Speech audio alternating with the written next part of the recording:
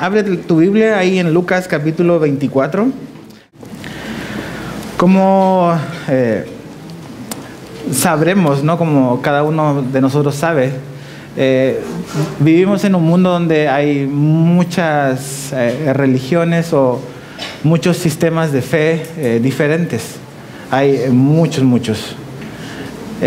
Quizás las cuatro más grandes religiones, por decirlo de alguna manera, están centradas en cuatro personajes.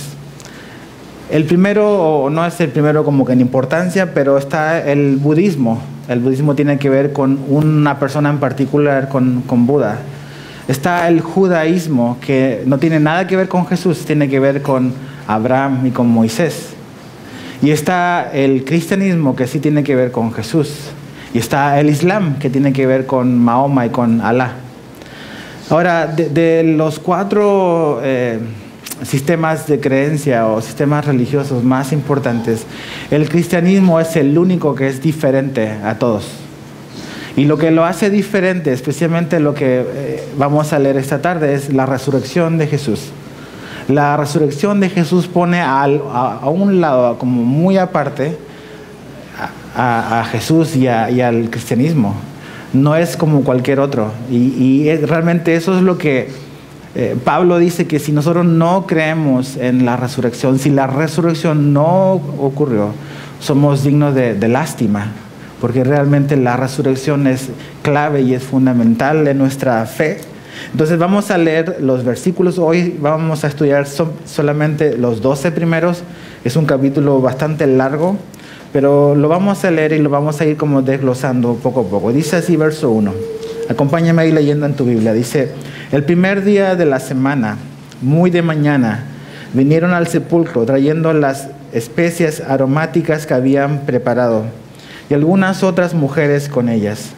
Y hallaron removida la piedra del sepulcro, y entrando no hallaron el cuerpo del Señor Jesús. Y aconteció que estando ellas perplejas por esto, dice, he aquí se pararon junto a ellas dos varones con vestiduras resplandecientes. Y como tuvieron temor y bajaron el rostro a tierra, y les dijeron, ¿por qué buscáis entre los muertos al que vive? No está aquí, sino ha resucitado. Acordaos de lo que os habló, aún cuando estaba en Galilea, diciendo, es necesario que el Hijo del Hombre sea entregado en manos de hombres pecadores y que sea crucificado y resucite al tercer día. Entonces ellas se acordaron de sus palabras y volviendo del sepulcro dieron nuevas de todas estas cosas a los 11 y a todos los demás. Eran María Magdalena y Juana y María, madre de Jacobo, y las demás con ellas, quienes dijeron estas cosas a los apóstoles. Mas a ellos les parecían locura las palabras de ellas y no las creían. Pero levantándose Pedro corrió al sepulcro y cuando miró dentro vio lienzos solos y se fue a casa maravillándose de lo que había sucedido. Entonces este relato comienza con este primer día de la semana. Lucas capítulo 23 menciona dónde nos quedamos, y es Jesús es crucificado el día viernes antes de que entre el día de reposo, que es a las 6 de la tarde. Jesús es bajado antes de que entre ese día de reposo, y dice que es José de Arimatea juntamente con Nicodemo el que toman el cuerpo de Jesús y lo van y lo ponen en el sepulcro. Junto con ellos van un grupo de mujeres que eran mujeres que habían seguido a Jesús por mucho tiempo. Venían desde Galilea siguiendo el ministerio de Jesús de mucho tiempo.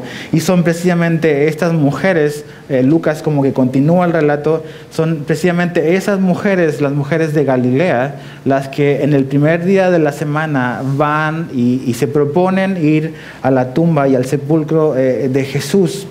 Y menciona aquí una mujer que es muy importante. De hecho, es María Magdalena. En Marcos 16 da los nombres de estas mujeres y es un poco diferente, o agrega a una mujer más en comparación a lo que Lucas dice acá. Están María Magdalena, María la madre de Jacobo, una mujer llamada Salomé y, como acabamos de leer, una mujer que se llama Juana. Y estas mujeres se levantan de muy amanecer. De hecho, la palabra o la idea donde dice en el verso 1, muy de mañana, era muy profundo en la madrugada. Eso es lo que Lucas está diciendo. Y se cree que aproximadamente esto ocurre en el transcurso entre las 3 de la mañana y las 6 de la mañana, cuando aún está oscuro. De hecho, me parece que es el Evangelio de Juan que dice que cuando esto empieza a ocurrir, aún era de noche. Era de noche, pero cuando ya las mujeres llegan al sepulcro ya había como que salido el sol. Ahora, ¿quiénes son estas mujeres? Porque es importante, porque van a ser las primeras en oír la noticia, la buena noticia de la resurrección de Jesús. Estas mujeres están ahí en el momento donde ellas van a escuchar y van a ver con sus propios ojos que Jesús ya no está en el sepulcro. Pero ¿quiénes son ellas, no? Quizás la que más llama la atención es esta mujer llamada María Magdalena, muy famosa, siempre nos acordamos de ella. Pero esta mujer era interesante porque María Magdalena la vemos en los inicios del Evangelio de Lucas, en el capítulo 8, verso 2 me parece, aparece como una mujer que Jesús había liberado de muchos demonios. Y a partir de ese momento ves que esta mujer empezó a seguir a Jesús y a involucrarse en el ministerio de Jesús. Tenía 7 demonios y Jesús la liberó de los 7 demonios. Y en base a lo que Jesús había hecho por ella, esta mujer comienza a seguir a Jesús. Ahí también dice Lucas que esta María Magdalena, junto con otras mujeres, eran mujeres que apoyaban económicamente el ministerio de Jesús. Le ayudaban con sus recursos para que Jesús pudiera desarrollar su ministerio. Ahora, imagínate cómo el agradecimiento de María Magdalena para con Jesús, de haberla liberado de 7 demonios. La Biblia dice Jesús de que al que más se le perdona, más ama. Y muchas veces la falta o la dimensión de nuestro amor y nuestra intención de seguir a Jesús está relacionado con eso, con la poca conciencia o la falta de conciencia de cuánto nos ha perdonado Jesús, de todo lo que Él ha hecho por nosotros. Esta mujer quedó agradecida de por vida con Jesús y le empezó a seguir desde ese momento. María Magdalena con el grupo de estas mujeres también estuvieron cuando Jesús estaba siendo crucificado. Vimos la semana pasada que había un grupo de mujeres que estaban a cierta distancia y alcanzaban a ver a Jesús en la cruz. Y van este primer día, que es el día domingo. El primer día de la semana para el calendario judío no es el lunes, es domingo. El sábado es el último día de la semana, es el día de reposo. Comienza el viernes a las 6 de la tarde, termina el sábado a las 6 de la tarde. Y el domingo es el primer día de la semana para el calendario judío. Por eso los cristianos, por eso nos reunimos los domingos. Porque es el día de la resurrección. Los primeros cristianos comenzaron a reunirse los domingos porque ellos recordaban la resurrección de Jesús. Y por eso nos reunimos los domingos. Hay grupos que se juntan otros días, hay reuniones todos los días, a veces en algunas iglesias. Lo importante es finalmente que creemos y enseñamos que Jesús se levantó de los muertos, ¿ves? Pero esa es la razón por la que la iglesia cristiana, a través de la historia, realmente se ha reunido en día domingo, porque recordamos la resurrección de Jesús. Ahora, ¿qué iban a hacer estas mujeres? Dice que traían especies aromáticas. El día viernes, cuando Jesús es bajado de la cruz, lo bajan muy rápido. ¿Por qué? Porque estaba por entrar el día de reposo y no podían hacer muchas cosas. Entonces, la costumbre judía era preparar el cuerpo, ponerle especies aromáticas para una digna sepultura. Entonces, estas mujeres, a partir de ese día, desde el viernes, dice que después de que bajaron a Jesús, empezaron a preparar estos ungüentos para ir a preparar el cuerpo de Jesús. Incluso dice otro evangelio que cuando terminó el día de reposo, o sea, el sábado, después de las 6 de la tarde, fueron a comprar más cosas para preparar, para finalmente el día domingo muy temprano poder ir y darle honrar a Jesús, honrar el cuerpo de Jesús que está ahí ya en ese sepulcro. Ahora, lo que vemos con eso es que, como todos los otros protagonistas en la historia de Jesús, ellas, a pesar de que fueron muy temprano, ellas fueron y no esperaban la resurrección. Ellas no esperaban la resurrección. De hecho, ellas iban a preparar el cuerpo de Jesús. No iban porque se habían acordado o no iban porque estaban esperando que Jesús se levantara. Realmente ellas iban porque querían preparar el cuerpo de Jesús. Ahora, es interesante porque ¿qué es lo que siempre se habla en contra del cristianismo? Y es que la resurrección es un mito, que la resurrección no es real, que la resurrección es algo que realmente los cristianos inventaron, que se robaron el cuerpo, que un montón de diferentes cosas.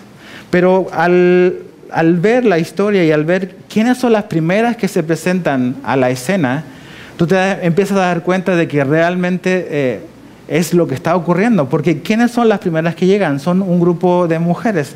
Dices, ¿qué tiene de extraordinario eso? Tiene bastante de extraordinario y bastante de normal. ¿Y por qué? Porque la noticia de que Jesús ha resucitado no se la da un ángel al periodista del año, de ese año. No se la hace llegar a la celebridad del año, ni siquiera se la hace llegar primeramente a los apóstoles, se la hace llegar a un grupo de mujeres comunes y corrientes que seguían a Jesús. Ahora, en la época de Jesús es importante saber de que la opinión y el valor del testimonio de una mujer no contaba en lo absoluto. De hecho, la mujer ha ganado muchos beneficios en comparación a los que la mujer tenía en esa época. En los tiempos de Jesús, la opinión y el testimonio de una mujer no tenía ningún valor, ningún peso legal. Flavio Josefo, un historiador, dice que la opinión y el testimonio de una mujer no era aceptado en tribunales como un testigo de nada. Entonces realmente te das cuenta de que si la intención y lo que se quiere hacer creer que la historia de la resurrección es un invento, cuando tú vas a inventar algo, tú vas a elegir los mejores argumentos para que te crean. Y no vas a elegir ningún argumento que pueda como que perjudicar tu caso y pueda dejarlo como en vergüenza. Si ese fuese el caso, si el caso fuese de que la resurrección es un mito, que la resurrección es una mentira, los autores de los evangelios nunca hubiesen puesto a las mujeres como las primeras en oír la noticia de la resurrección, porque eso tira por abajo su argumento y su credibilidad. ¿Por qué entonces aparecen las mujeres mencionadas en primer lugar? Porque es lo que ocurrió, simplemente por eso. Vemos y abrimos la Biblia y vemos que podemos ver la historia y la Biblia nos presenta la historia con toda una honradez y transparencia. Y a lo mejor tú puedes decir, esto no calza con esto otro, y así es la Biblia, ¿ves? O sea, realmente está, y los autores de los evangelios presentan la historia por lo que ocurrió. Simplemente por lo que ocurrió. No están tratando de maquinar e inventar una historia que sea como que creíble. Simplemente están relatando algo histórico que realmente ocurrió. Ahora, las mujeres, imagínate, muy temprano, imagínate la noche de esas mujeres. O sea, Jesús acaba de ser crucificado 2 días atrás y están pensando, ¿qué vamos a hacer? Y se levantan muy de temprano y van rumbo al sepulcro. Dice otro evangelio que cuando iban caminando al sepulcro, ellas iban pensando, ¿quién nos va a mover la piedra? ¿Quién nos va a mover la piedra? ¿Cómo vamos a poder hacerle para poder preparar el cuerpo de Jesús? Y eso es lo que ocurre acá. Fíjate, dice, y hallaron, verso 2, removida la piedra del sepulcro. Y entrando, dice, no hallaron el cuerpo del Señor Jesús. El sepulcro está abierto. ¿El sepulcro de quién era? Era de un hombre llamado José de Arimatea. Cuando bajan a Jesús de la cruz, dice el evangelio, dice Juan, que al lado de la cruz había un huerto. Y dentro de ese huerto, de ese jardín, había una tumba de una persona que era de José de Arimatea. Entonces a Jesús lo bajan de la cruz y lo llevan a un lugar muy cercano a donde está la cruz del Calvario. Tú vas hoy en día, si alguna vez tienes la oportunidad de ir a Israel, ese es el lugar donde todos los tours cierran su viaje, y es en el Gólgota. Y tú vas y ves la montaña y ves la calavera. Ves una calavera, un monte que parece una calavera, por eso es Calvario, es Gólgota. Es una calavera y ves como las entradas de los ojos, ves un poco la nariz y lo de abajo pues ya se ha ido derrumbando porque en ese lugar funciona una terminal de autobuses ahora, así súper secular. El jardín donde sepultan a Jesús es el único punto cristiano en el resto de esa parte de la ciudad. Ese lugar es un lugar musulmán. Está rodeado de varias mezquitas. Y el único punto cristiano en ese lugar es el jardín. Y está a unos 200 metros. Tú puedes caminar del lugar donde crucificaron a Jesús. Y ese lugar era de este hombre llamado José de Arimatea. Esa tumba, dice los evangelios, que era un sepulcro cavado o labrado dentro de la roca.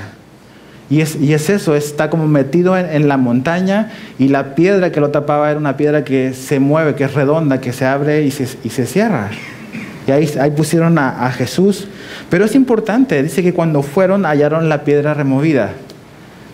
Los evangelios, los 4, no hablan y no dan detalles de la resurrección propiamente tal, sino que es un relato de lo que ocurre después de la resurrección con diferentes personajes y protagonistas. Y cómo fue su reacción ante la noticia de la resurrección de Jesús.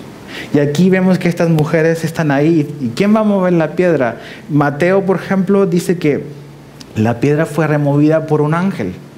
Y que hubo un gran terremoto. Y que cuando el ángel removió la piedra, el ángel se sentó arriba de la piedra, así como que mirando, ¿no? Y dice que estaban los soldados romanos y cuando vieron eso, salieron huyendo del miedo y del temor. No solamente tembló la tierra, le temblaron las rodillas a los romanos. Y era un escuadrón grande, probablemente era lo que los romanos hacían para proteger un lugar. Pero es importante, la piedra no fue removida para que Jesús saliera. Jesús no necesita que le muevan la piedra para que Él salga. La piedra fue removida para que las mujeres pudiesen ver la tumba vacía. La piedra movida es un testimonio para la humanidad, para nosotros, de que Jesús ya no está en la tumba. No porque Jesús no puede cruzar una piedra. ¿Se acuerdan cuando más adelante Jesús se le aparece a los discípulos? Cruzaba las paredes. Entonces la piedra no es un obstáculo para Jesús, pero la piedra fue removida para nuestro testimonio. Y el cuerpo de Jesús no está. Y veo dos así como que símbolos y dos realidades tan evidentes en la muerte y la resurrección de Jesús. Cuando Jesús muere, el velo fue rasgado y el velo fue abierto, hablándonos de que somos invitados a tener una relación con Dios a través de Jesús. Pero cuando Jesús resucita, la piedra también es abierta y el sepulcro es abierto para que nosotros podamos ver de que Jesús ya no está ahí. ¿Ves? Jesús en la cruz y en la resurrección, Él quitó los obstáculos que nos impedían venir a Él. Él quitó esos obstáculos, quitó lo que estorbaba para que nosotros podamos ver y creer que Él es el Hijo de Dios. Ahora, fíjate el verso 4 al 8, dice, aconteció que estando ellas perplejas por esto. ¿Están perplejas por qué? Porque no está Jesús. Perplejas por esto, dice, y aquí se pararon junto a ellas 2 varones con vestiduras resplandecientes y tuvieron, obviamente, ¿qué? Temor. Y bajaron el rostro a tierra y les dijeron, ¿por qué buscáis entre los muertos al que vive? No está aquí, sino ha resucitado. Acordaos de lo que os habló cuando aún estaba en Galilea. Entonces están así como que tratando de ver qué está pasando y así de la nada, repentinamente, aparecen unos ángeles ahí. ¿Cómo te hubieses sentido tú? Así como que estás triste, de repente, oh, ya estoy alucinando, o sea... Pero así, repentinamente, de un momento para otro, aparecen estos ángeles. Mateo 28 dice que la apariencia de uno era como de relámpago. Y habla que otro evangelio de que tenían sus ropas súper blancas.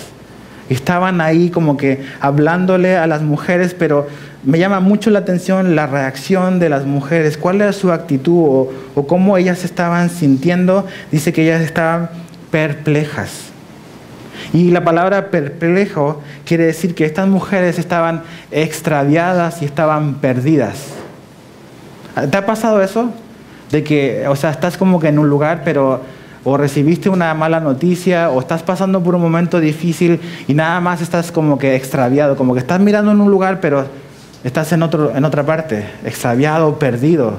Así estaban estas mujeres. ¿Por qué estaban así? Porque Jesús no está ahí, ¿ves? Porque, o sea, Jesús murió y bueno, ¿y ahora dónde está Jesús? Están con dolor. O sea, las mujeres van ahí porque finalmente estas mujeres amaban a Jesús y querían darle una sepultura como acostumbraba un judío de esa época, honrar al cuerpo del Señor. Pero realmente ellas no esperaban que Jesús resucitara. No esperaban eso. Y están ahí mirando, están perplejas. Y Jesús ya se levantó. Pero es importante, Jesús se levantó el tercer día, ¿ves? Jesús no resucitó el día 2, Jesús no resucitó el día 4, ni el día 5, ni una semana después. Jesús resucitó, ¿qué día? El día que Él dijo que iba a resucitar. El día que Él dijo. Y ves la Biblia, ves los evangelios, ves el mensaje de Jesús, cómo los tiempos de Jesús y el plan del Padre para con el Hijo se cumplió todo tal cual estaba planificado desde antes. La cruz no fue un accidente en la vida de Jesús. No fue que la situación se salió del control de las manos de Jesús y Él terminó en una cruz. Ese era el plan de Dios. Mandar a su Hijo a morir en una cruz. Pero también el plan del Padre era que su Hijo se levantara. Y no en el día 2 ni en el 4, sino en el día 3. Para hacernos ver de que realmente Él está en control de la situación. Y todo lo que está ocurriendo es un plan celestial para salvarnos y para redimir a la humanidad. Para rescatarnos y reconciliarnos consigo mismo. Pero ¿sabes lo que ha ocurrido? Lo que nos pasa a todos nosotros. ¿Qué es lo que estos ángeles le dicen a estas mujeres? Fíjate en el verso 6. No está aquí, sino ha resucitado. ¿Y qué es lo primero que dicen? Acordaos. ¿Cuál es nuestra tendencia? A olvidar. Nuestra tendencia siempre es a olvidar. Ves en la Biblia siempre que Dios nos recuerda de que tenemos que recordar. Que tenemos que no olvidar, la idea de acordaos es traer intencionalmente a la mente, traer a nuestra mente lo que no debemos de olvidar, pero ellas han olvidado, no se han recordado lo que Jesús había dicho. ¿Y qué era lo que Jesús había dicho? Mira, vamos a Lucas capítulo 9. Lucas 9, verso 22.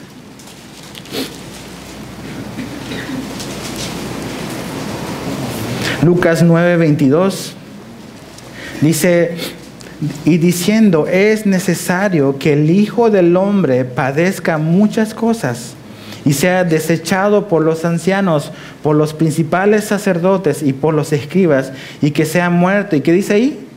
Y resucite al tercer día. Ahora, eso es Lucas 9, hace meses que Jesús ha dicho esto. Tú ves el contexto y eso Jesús se lo dijo cuando estaban en Galilea todavía. Pero Jesús ya les dice, esto es lo que va a pasar cuando un día finalmente yo vaya a Jerusalén, voy a morir. Pero no solamente voy a morir, voy a volver a vivir, voy a resucitar. Fíjate Lucas 18, avánzale ahí, Lucas 18. Verso 32. Lucas 18, 32 y 33. Jesús le está hablando a los 12 y les dice lo siguiente: pues será entregado a los gentiles y será escarnecido, está hablando de sí mismo, y afrentado y escupido. Después que le hayan azotado, le matarán más, y ahí viene el contraste, pero más, ¿qué va a ocurrir? Al tercer día resucitará. La muerte y la resurrección era algo totalmente planificado y preanunciado y varias veces dicho por Jesús a sus discípulos. Y el ángel lo primero que hace, le dice, acuérdense, acordaos de lo que Jesús dijo, que era necesario no solamente morir, pero que también era necesario que Jesús se levantara de la muerte. ¿Y qué vemos aquí? ¿Qué veo en estas mujeres? Estas mujeres están ahí y están tristes, ¿ves? Hay dolor, hay probablemente quizás desilusión. ¿Ves? Vamos a ver el próximo domingo, no faltes, el camino de Emaús. ¿Ves cómo esos dos discípulos van totalmente desilusionados? ¿Ves? Porque hay dolor, hay desencanto, esto no era lo que pensábamos, no sé, muchos sentimientos. Entonces hay tristeza y hay dolor. Pero ¿sabes lo que veo y lo que veo en nosotros y veo en mi vida? Es que la tristeza a veces viene a nuestra vida porque no veo las circunstancias a la luz de quién es Jesús y de lo que Jesús ha dicho. Por eso lo primero que el ángel dice es: ustedes están tristes, están preguntando ¿dónde está el cuerpo? ¿Por qué están preguntando dónde está el cuerpo? Acuérdense, acordaos de lo que les dijo. ¿Ves? Y muchas veces como que estamos clavados en el problema donde estamos y estamos así como que no somos capaces de ver nada a nuestro alrededor y estamos así como que en una tormenta así en el vaso y como que se nos olvida por completo que Jesús nos prometió que íbamos a tener aflicción. Que Pedro dice que no nos tenemos que sorprender cuando venga prueba de fuego a nuestra vida. Y son cosas que Dios nos ha dicho, pero no nos acordamos.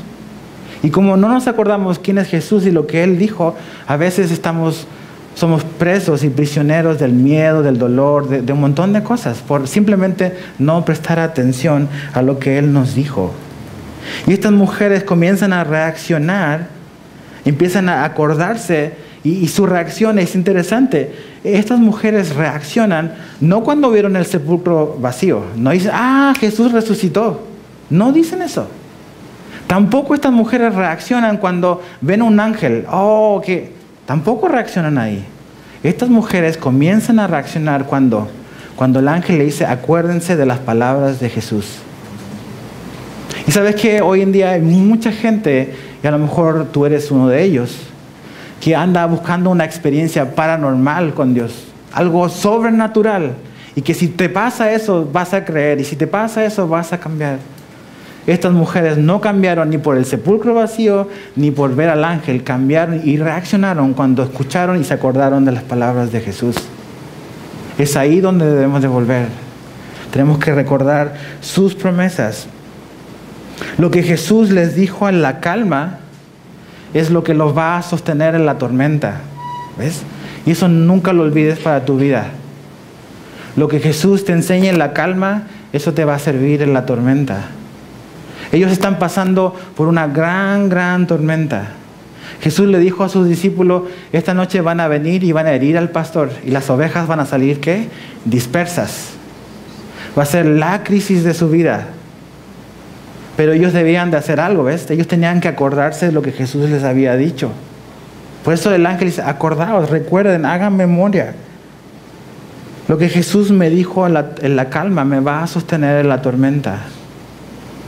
Jesús nos prepara con anticipación en su palabra para cosas que vienen más adelante.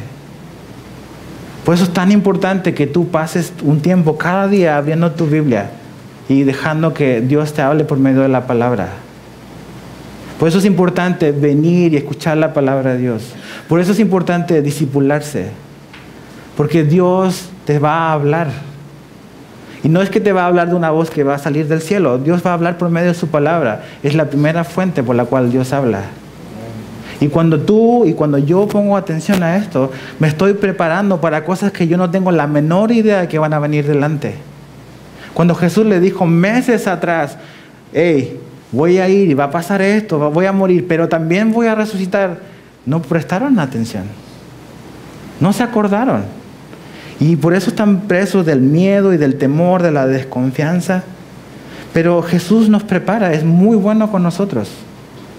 Nunca te manda a una situación sin haberte preparado antes o sin haberte hablado antes. Lo que tú puedas estar escuchando hoy, Dios quizás lo va a usar en tu vida 1 mes, 2 meses, 1 año, 5 años adelante. Más vale que prestemos atención a lo que Él nos está diciendo. Porque ninguna palabra de Jesús es ociosa. Cada cosa que Él nos dice, lo dice con una intención y con un propósito. Entonces, ¿estás perdido hoy? ¿Estás como que extraviado? ¿Como que perdiste un poco el enfoque en tu vida, en tu propósito? Recuerda las palabras de Jesús. Recuerda las palabras de Jesús para tu vida. Y vas a enfocar luego, y bien rápido, donde realmente tus ojos deben estar puestos. Ahora, fíjate el verso 9. Dice que el verso 8, entonces ellas se acordaron, claro, ahí les cayó el 20. Se acordaron de sus palabras. ¿Y qué hicieron? Dice 9, y volviendo del sepulcro, dieron nuevas de todas estas cosas a los 11 y a todos los demás. Eran María Magdalena y Juana y María, madre de Jacobo, y las demás con ellas, quienes dijeron estas cosas a los apóstoles. Entonces van estas mujeres y son como que comisionadas realmente y enviadas a dar la noticia de que Jesús ya no está, que Jesús está vivo, que Él ya no está ante los muertos, de que ya no necesitamos buscarlo ante los muertos. ¿Ves? Estas mujeres tenían un amor sincero por Jesús, pero estaban buscando a Jesús en el lugar equivocado. Jesús ya no estaba en la tumba. Y así hay mucha gente quizás que es muy sincera en su interés de buscar a Dios, pero lo estaba buscando en el lugar equivocado. Jesús está vivo. No, esto no es una religión, no son un libro simplemente de estatutos y de leyes muertas. Jesús es vida, ¿ves? Y es una relación con Él la que Él anda buscando, contigo. No es algo que venimos y el domingo hacemos. Jesús está aquí, pero Jesús también sale contigo a la calle, ¿ves? Sí, Él está aquí hoy en día, ¿ves? Apocalipsis 1, me encanta lo que Juan dice, que es Jesús se está parado y se mueve entre los candeleros, dice. Y después dice que los candeleros son las iglesias. Cada domingo Jesús se pasea entre nosotros. Él está aquí ahora, ¿ves? ¿Por qué? Porque está vivo, ¿ves? Él está con nosotros. Y van estas mujeres y empiezan a contar la noticia. Y fíjate lo que ocurre con los superapóstoles. Más a ellos, dice, les parecía que locura las palabras de ellas. Y no los creían. Ahí están los superhombres espirituales. Los que Jesús llamó para cambiar el mundo. Y están así de incrédulos. Así como, no puede ser. No lo creemos. Me encanta el Evangelio porque nos presenta a todos por lo que somos. No está interesado en maquillarnos para hacernos ver mejor. Nos muestra y nos revela a cada uno de nosotros por lo que realmente somos. Ahí están de incrédulos. Usan la palabra locura. Es una locura. Y esa palabra se traduce como tontería, como un disparate, como una necedad. O sea, estas mujeres están hablando tonterías. Imagínate. Están hablando tonterías. Lucas, que es el autor del Evangelio, es un doctor. Y Lucas usa esa palabra porque es un término médico. En el original es un término médico y son disparates y tonterías que habla una persona que está alucinando, que está delirando. Es como si cuando tienes fiebre a veces dices cosas incoherentes. Eso es lo que los discípulos estaban diciendo de las mujeres. No, otra palabra lo traduce como histerias. A estas mujeres histéricas. Eso están diciendo. Son histerias de estas mujeres que se imaginaron esto. Y dices, ¿quiénes son estos? ¿Son desconocidos? No, son hombres que pasaron 3 años y medio con Jesús. Que Jesús le dice, yo los voy a usar y los voy a mandar. Y te das cuenta de qué tipo de personas elige Jesús. Si esos hombres califican, imagínate, cualquiera puede calificar, realmente. Y Jesús paciente y amoroso. Pero cuando el ángel le dice a las mujeres, vayan y díganle a los discípulos que Jesús los va a encontrar en Galilea. Otro evangelio, me parece que es Marcos, dice, díganle a los discípulos y a Pedro. Hay como un apartado especial para una persona, que es Pedro. ¿Quién es Pedro? Pedro acaba de negar a Jesús un par de días o un día o 2 días atrás. Y imagínate cómo fueron los días de Pedro, esos días. O sea, están escondidos, llenos de temor. Pero hay un peso que está comiendo a Pedro, que es la culpa por haber negado a Jesús. No una vez, 3 veces. Y imagínate en la mañana siguiente cuando el gallo volvió a cantar. ¿Cómo se sintió Pedro cuando escuchó otra vez el gallo?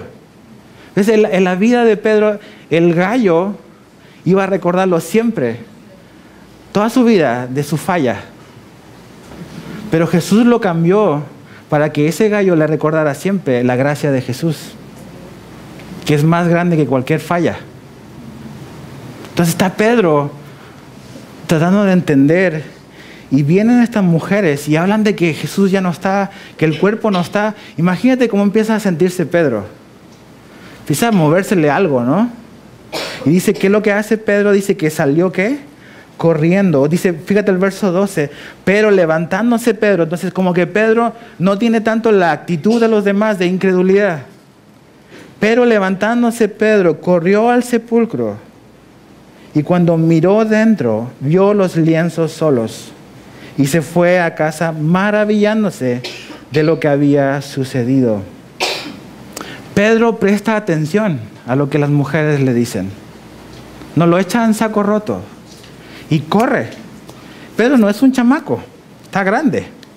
Pero corre. Mira, hay más detalles en Juan 20. Me encanta Juan 20.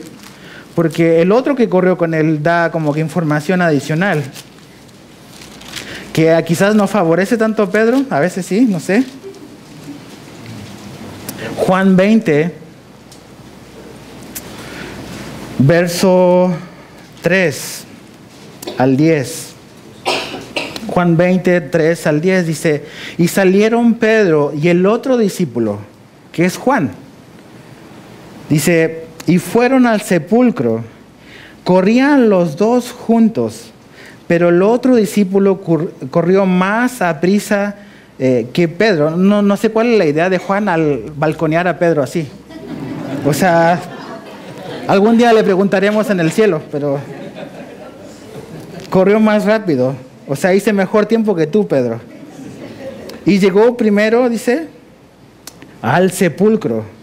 Y bajándose a mirar, vio los lienzos puestos allí, pero no entró. Luego llegó ahí con la lengua afuera, Simón Pedro, tras él, y entró en el sepulcro y vio lienzos puestos allí. Y el sudario que había estado sobre la cabeza de Jesús, no puesto con los lienzos, sino enrollado en un lugar aparte. Entonces entró también el otro discípulo que había venido primero al sepulcro, otro recordatorio, llegué antes que tú, y vio y creyó, porque aún no habían entendido la escritura que era necesario, esa palabra otra vez, necesario que Él resucitase de los muertos. Y volvieron los discípulos a los suyos. ¿Te das cuenta que por qué estaban pensando en otra cosa? ¿Por qué realmente no habían recordado? Dice que no habían entendido la escritura. ¿Te das cuenta cuán importante es entender la escritura? ¿Cuántas cosas nos perdemos o cuántas veces nos perdemos por no entender la escritura? Y me imagino Pedro como que viendo por sus propios ojos que el cuerpo de Jesús no está ahí. Pedro va a tener una conversación con Jesús, ¿ves? Donde él va a ser restaurado y va a ser comisionado otra vez y va a ser llamado a hacer lo que Jesús siempre lo llamó a hacer, ¿ves? Pero está en ese momento donde Pedro está como que con esa sensación de ¿dónde está Jesús? ¿Qué pasó? Pero vamos a Primera de Pedro, cómo Pedro lo escribe y relata y ve la resurrección ya siendo un hombre anciano. Primera de Pedro, capítulo 1.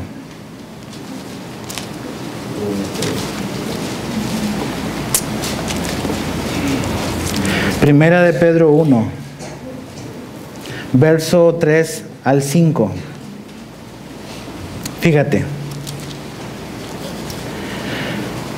ya es un hombre anciano, ya está grande, y fíjate cómo él ve la resurrección. Dice, bendito el Dios y Padre de nuestro Señor Jesucristo, que según su grande misericordia nos hizo renacer para una esperanza viva. ¿Por qué dice ahí? Por la resurrección. ¿Ves? Esos días, esas noches, la esperanza de Pedro probablemente había muerto por lo que él había hecho. Él necesitaba que su esperanza volviera a la vida, volviera a renacer. ¿Y qué le permitió a Pedro volver a renacer? Fue la resurrección de Jesús. ¿Cuántos hemos fallado aquí? ¿Cuántos le hemos fallado a Jesús? Muchos. Todos, seguramente. Y tú dices, eso me descalifica, ya Jesús ya no está como que interesado en mí. Y la historia de la resurrección es eso. Es oportunidad y una nueva esperanza para el que ha fallado miserablemente.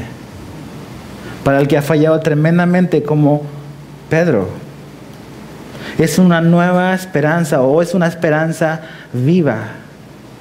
Que Jesús está vivo y que nos da una nueva oportunidad.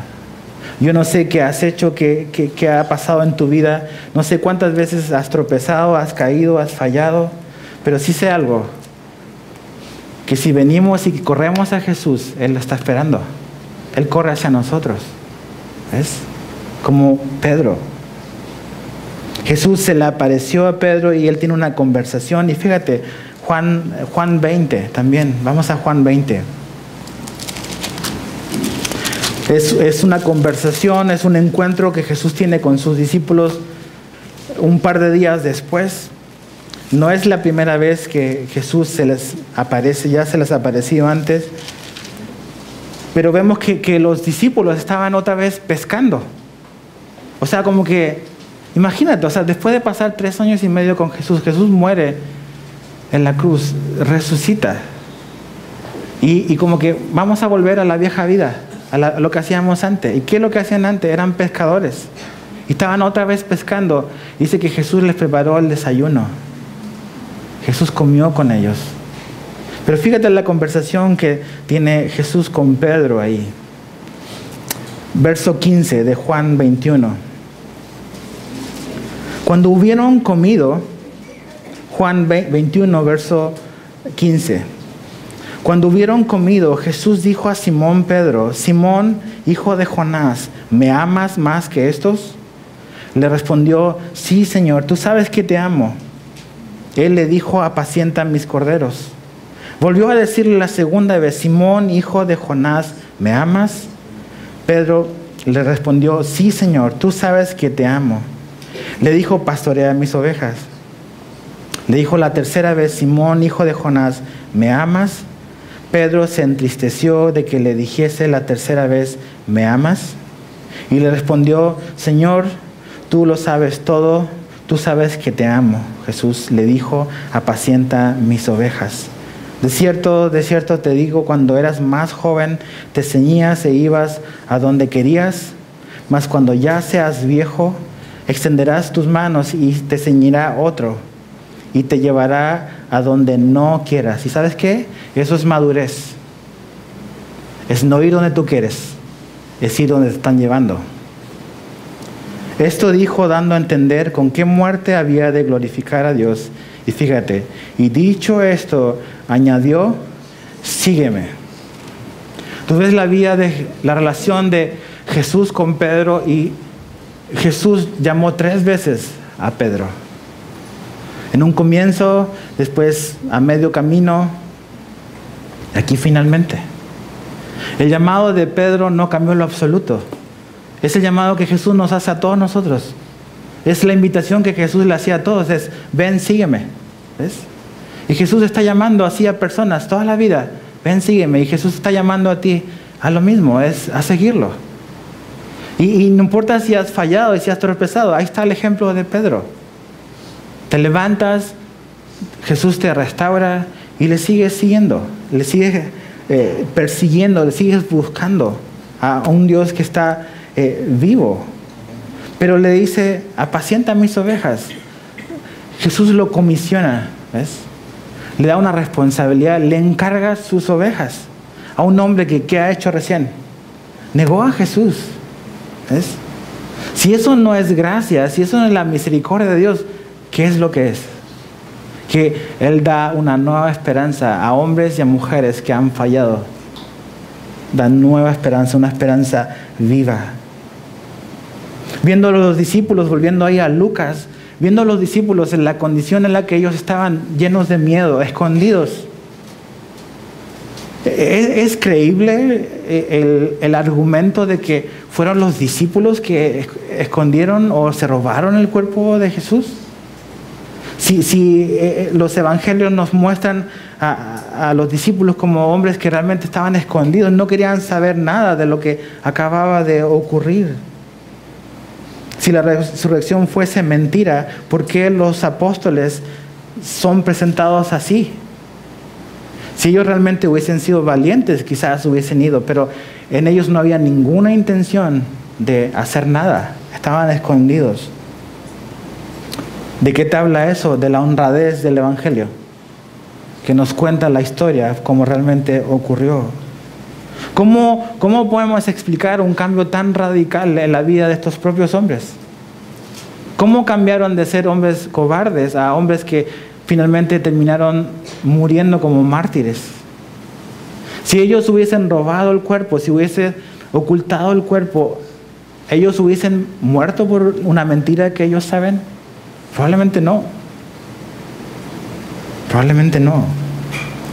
Jesús no solamente se les aparece a ellos, no solamente se le aparece a María Magdalena, también se le apareció a un grupo de 500 personas, dice Pablo en Corintios. Y si le diéramos 15 minutos en un juicio, en un tribunal, 15 minutos a esas 500 personas, pasarían más de 5 días escuchando el testimonio de personas que avalan la resurrección de Jesús. Y hoy en día se dictaminan juicios y se dictaminan verdades con menos testigos que eso. 500 personas vieron a Jesús. Jesús se le apareció a hombres individualmente, a grupos, se apareció en lugares cerrados, en lugares abiertos, diferentes tipos de personas. La resurrección es innegable. ¿Es algo que va en contra de nuestra razón? Claro que sí, pero es un hecho histórico real. ¿Ves la conversión de los hermanos de Jesús? ¿Ves el autor de Santiago? Es medio hermano de Jesús. Ellos creyeron cuando Jesús resucitó. Siempre vieron a Jesús como, este no. Me pensaba, Santiago habla en su libro de la lengua, de que inicia grandes fuegos y que tenemos que cuidar la lengua. ¿Cuántas veces Santiago no usó su lengua para hablar en contra de su hermano que terminó dándose cuenta de que era Dios? ¿Cuántas veces Santiago a lo mejor se burló de Jesús, que era un carpintero, y cómo que es el Hijo de Dios? Y entiendes por qué después quizás en su libro en Santiago habla de que los ricos no pueden menospreciar a los humildes, porque cuando menosprecias a los humildes, como quizás él menospreció a su hermano carpintero, se está perdiendo de lo mejor. Cambios radicales. Y ves los cambios en tu vida, ves cambios en la vida de las personas que conoces, cómo Dios realmente cambia vidas y Jesús sigue estando vivo, transformando personas. Entonces Jesús está vivo, y si no crees tienes que tomar una decisión, pero las evidencias son contundentes realmente.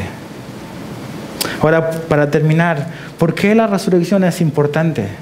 ¿Qué tiene de importante de que Jesús se haya levantado de los muertos? Es que con la muerte y la resurrección Jesús puso fin a un viejo mundo y dio inicio a un nuevo mundo, a una nueva realidad, a nueva cosa, a una nueva creación. Dice que somos nueva criatura, y eso se obtiene porque Cristo murió y resucitó. La resurrección es una evidencia de que el Padre aceptó el sacrificio de Jesús.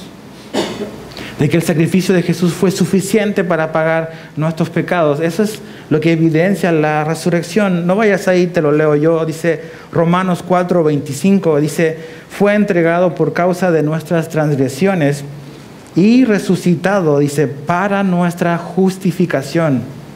Dice que la resurrección de Jesús tiene que ver con nuestra justificación. Eso quiere decir de que cuando Jesús resucitó, realmente fuimos justificados. O sea, el Padre aceptó el pago de nuestras deudas y la justicia de Jesús fue transferida a nosotros que creemos en Él. Y Dios ya no te ve como un pecador, te ve como alguien justo. Ya no te ve como el hombre o la mujer desobediente, sino que en Jesús y por lo que Jesús hizo, te ve como si siempre hubieses obedecido. Así de radical, así de increíble o asombroso, mejor dicho, es lo que Jesús hizo por nosotros. Pero segundo, también la resurrección de Jesús provee y nos demuestra la victoria sobre la muerte. Como dice ahí, la muerte de la muerte. Que Jesús se levantara significó el fin de eso. Tú dices, ¿cómo? ¿Todavía nos morimos físicamente? Sí. Pero eso no es la única muerte que existe. Cuando el hombre desobedeció en el huerto, ¿qué le dijo a Dios? El día en que comas de eso, ciertamente morirás. Cuando Adán y Eva comieron del fruto prohibido, no murieron físicamente inmediatamente. Vivieron muchos años, de hecho, Adán. Pero un día murieron físicamente, pero el día en que desobedecieron, murieron espiritualmente. Se rompió la comunión que había con Dios, muerte espiritual. Y cuando Jesús vino a morir y a resucitar, vino a eso, a quitar esa consecuencia, a darnos vida eterna. Jesús dijo que si nosotros creíamos en Él, aunque estuviésemos muertos, viviremos. Es lo que Jesús dice cuando está con Lázaro. Entonces, la resurrección de Jesús es la derrota de la muerte.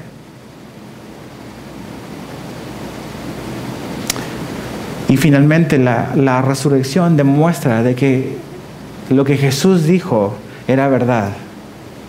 De que Jesús es confiable. Si Jesús no hubiese resucitado, Jesús es cualquier hombre.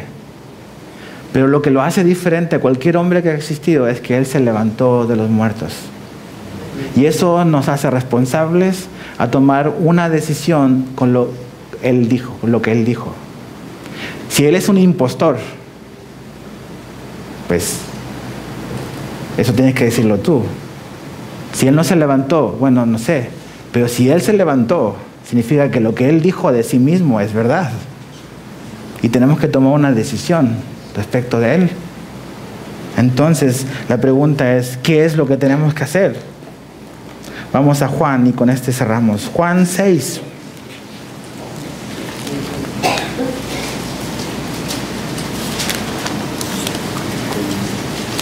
Yo no sé dónde estás tú hoy en tu vida. No sé si realmente tienes una relación con Dios o no. Pero sí sé que Jesús quiere que sepas algo. Y es lo que dice ahí en Juan 6, 28. Y verso 29. Entonces le dijeron, ¿qué debemos hacer para poner en práctica las obras de Dios? Y esa ha sido la pregunta de la humanidad siempre. ¿Qué tenemos que hacer para finalmente el día que nos muramos irnos al cielo, por decirlo de alguna manera? Y siempre pensamos de que hay algo que debemos de hacer nosotros. ¿Ves? Como algo práctico, algo, no. Dime qué tengo que hacer, subir el Everest. Queremos algo tangible, algo físico, algo material. Como irme, no sé, caminando de rodillas hasta allá o dar todo mi dinero o qué tenemos que hacer, ¿ves? Esa ha sido la pregunta siempre. Se la hicieron a Jesús y fíjate lo que él responde, verso 29. Respondiendo Jesús les dijo, esta es la obra de Dios. ¿Qué dice ahí? Que creáis en el que Él ha enviado. ¿Te das cuenta? Es creer. No es creer que Jesús existe, es creer en Él. Confiar en Él. Dice la Biblia que los demonios tiemblan y creen también. Pero la fe que Él nos invita a hacer es una fe en la que confiamos en Él como nuestro Salvador, como el sustituto que murió en mi lugar, en tu lugar. Y que Él llevó tus pecados, mis pecados. Y que al morir en esa cruz, Él te transfirió a ti su justicia. Para que un día puedas verle cara a cara. Entonces, ¿qué vas a decidir? Jesús está vivo y está aquí entre nosotros. Y Él es súper bueno. Y Él es más que digno de cualquier cosa que Él te pida hacer. Él vale la pena dejarlo todo. Señor, te damos gracias, Jesús. Gracias porque te levantaste de la muerte. Porque eres Dios.